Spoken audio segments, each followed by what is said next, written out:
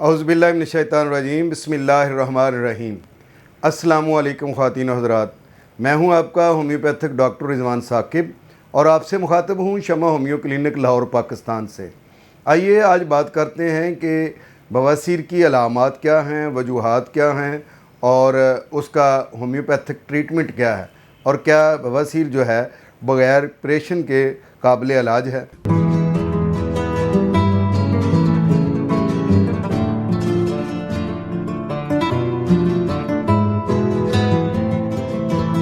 ایک بات تو میں آغاز میں آپ کو بتا دوں کہ بواسیر خواہ کسی بھی سٹیج کی ہو، اس کی سرجری کی ضرورت نہیں ہے۔ ہومیوپیتھی کے اندر ہر سٹیج کی بواسیر کا علاج موجود ہے۔ تو بواسیر کے بارے میں آپ کو بتاتا چلوں کہ جب بھی آپ کو قبض مسلسل رہتی ہو تو اس کو آپ لائٹ نہ لیں، یہ بواسیر کا شاخسانہ ہو سکتا ہے۔ دوسری چیز یہ ہو سکتی ہے کہ اگر مقد والی جگہ پر خارش ہو رہی ہے تو یہ پیٹ میں کیڑوں کی علامت بھی ہو سکتی ہے، مقد میں کیڑوں کی علامت بھی ہو سکتی ہے، لیکن میں بھی یہ بواسیر کی ابتدا ہو۔ اگر مقد میں جلن ہو رہی ہے تو یہ بھی اس چیز کی علامت ہو سکتی ہے کہ آپ کے بواسیر کا آغاز ہو رہا ہے۔ اور اس کے علاوہ یہ ہے کہ اگر مقد کا ایریا جو ہے، جو اس کی لائننگ ہے، وہ سوجی ہوئی ہیں یا سوج جاتی ہیں پخانہ کرنے کے بعد، تو یہ بھی بواسیر کی ہی علامات میں سے شامل ہے۔ اور اگر مقد میں کسی قسم کا موقع ہے یا کوئی براؤ ہے اور کوئی جگہ پھولی ہوئی ہے یا پخانہ درد کے ساتھ آ رہا ہے یا پخانے کے ساتھ خون آ رہا ہے، تو اس کا مطلب ہے کہ بواسیر کا باقاعدہ آغاز ہو چکا ہے۔ بواسیر جو ہے وہ 3 قسم کی عام طور پر ہوتی ہے۔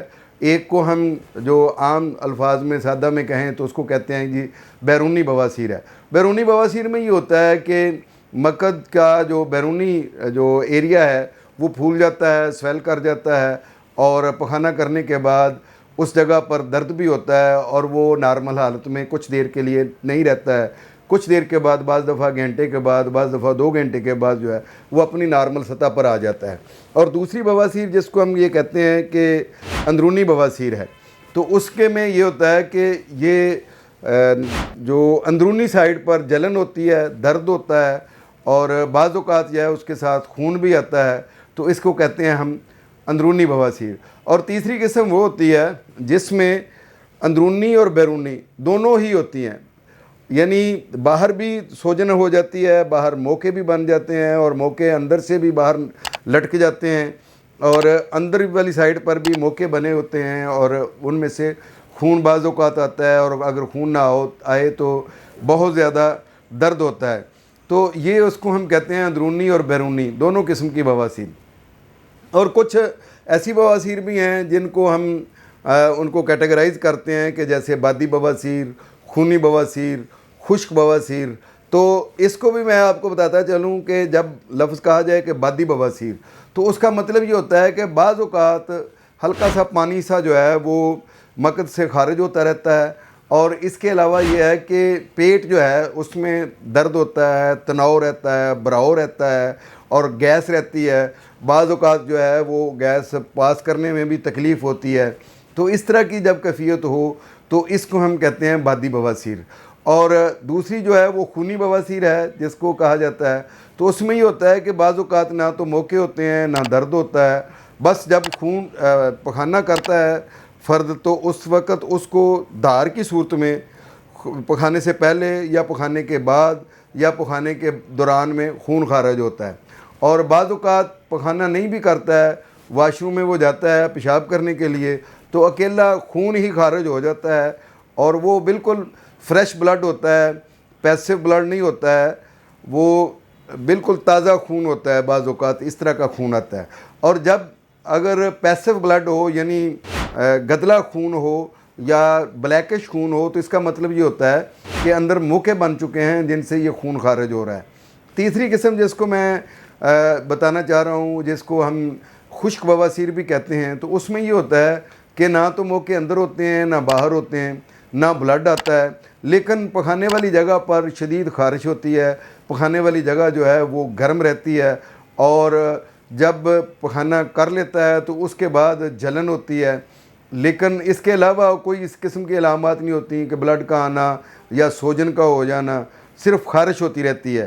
تو ظاہر ہے یہ بھی ایک بہت جو ہے ہیٹک قسم کی جو بواسیر ہوتی ہے، کیونکہ اس میں یہ ہوتا ہے کہ جو پیشنٹ ہے وہ اکثر کہیں بیٹھا ہوا ہے تو وہاں پہ بھی اس کے پخانے والی جگہ پر خارش ہو رہی ہے، تو وہ بڑا اِل فیل کرتا ہے اس چیز کو، اور بڑا گلٹی فیل کرتا ہے کہ میں اپنے ان جگہوں کو ہاتھ لگا رہا ہوں۔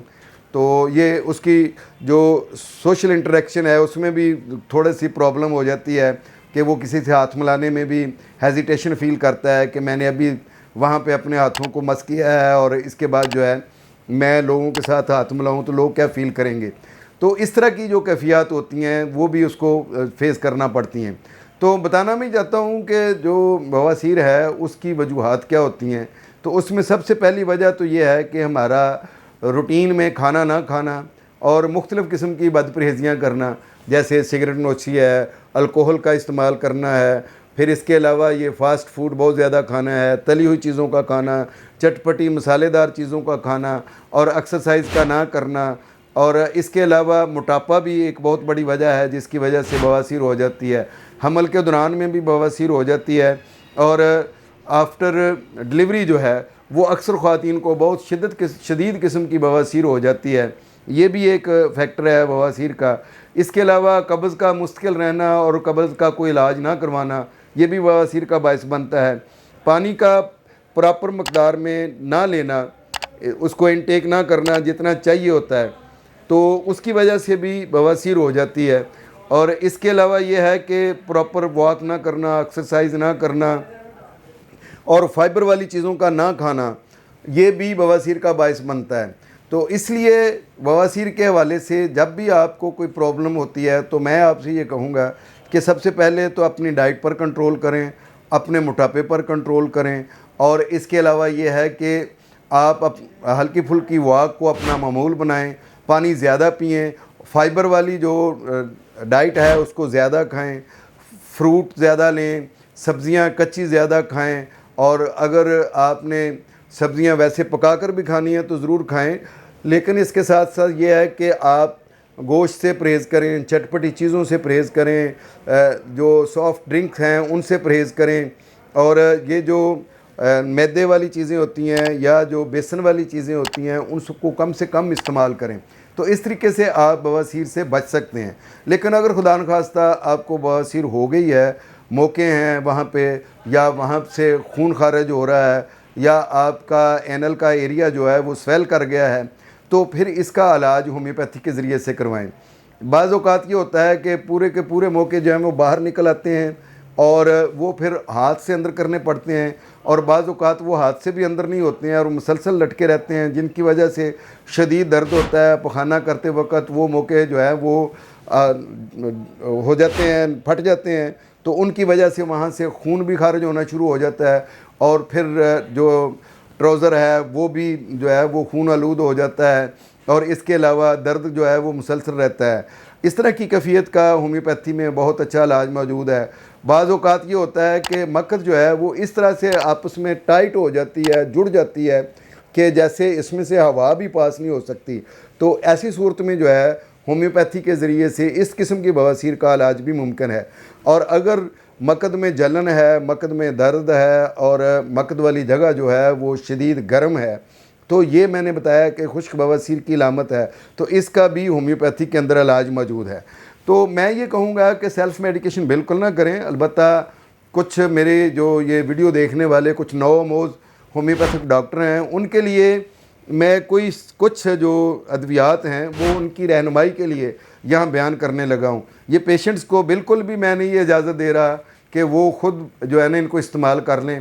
دیکھیں، سب سے پہلی میڈیسن اس کے لیے سلفر ہے۔ خشک بواسیر کی یہ بہت اچھی میڈیسن ہے۔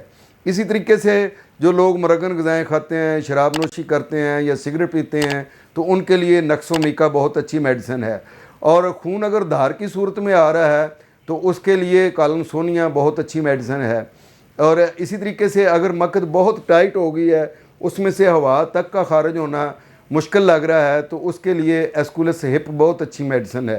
بلڈ اگر جو ہے وہ موقعوں سے پیسو بلڈ آ رہا ہے، یعنی جو گدلا خون آ رہا ہے تو اس کے لیے ہیمامیلس بہت اچھی میڈیسن ہے. اگر بالکل فریش بلڈ آ رہا ہے تو اس کے لیے پائیونیا بہت اچھی میڈیسن ہے. پخانے کے بعد یا پخانے کے دوران جو ہے وہ شدید قسم کی اندر تک جلن ہو رہی ہے تو اس میں سیڈم ایکرے بہت اچھی میڈیسن ہے. سیڈم ایکرے کو استعمال کیا جائے تو یہ جلن جو ہے وہ ختم ہو جاتی ہے. اسی طریقے سے اور بہت ساری میڈیسن ہیں، جیسے اگر مقد میں کٹ آگے ہوئے ہیں تو اس کے لیے ہمارے پاس رٹینیا بہت اچھی میڈیسن ہے، اس سے اس کا علاج کیا جا سکتا ہے.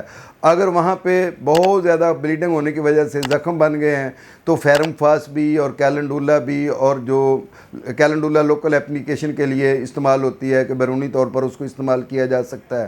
تو اس طرح کی ادویات بھی استعمال کی جا سکتی ہیں. لیکن یاد رکھیں کہ بواسیر کے لیے آپ سیلف میڈیکیشن بالکل نہ کریں. اسی لیے میں نے ان کی پوٹینسیز انٹینشلی ساتھ نہیں بتائی ہیں، تاکہ اگر پوٹینسی بتا دی جائے تو آپ ان کو خود استعمال کرنا شروع کریں گے تو بعض دفعہ ہومیوپیتھی کی میڈیسن جو ہے وہ فائدے کی بجائے نقصان بھی دے جاتی ہیں، کہ اگر آپ کے سمٹمز اس سے میچ نہیں کر رہے ہیں تو آپ کی باڈی کو اس کا فائدہ کی بجائے نقصان بھی ہو سکتا ہے.